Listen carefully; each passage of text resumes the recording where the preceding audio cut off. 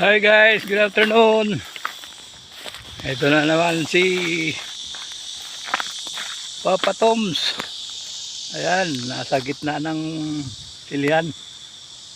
Marami kami magkakasama, puro halos Pilipino. Dalawa lang ang Thailander at saka Vietnam. Ang kakalungkot lang at yung isang kasama natin na Pilipino umuwi, hindi kinaya sa init ng panahon, hindi niya kinaya yung trabaho, umuwi na lang sa bahay.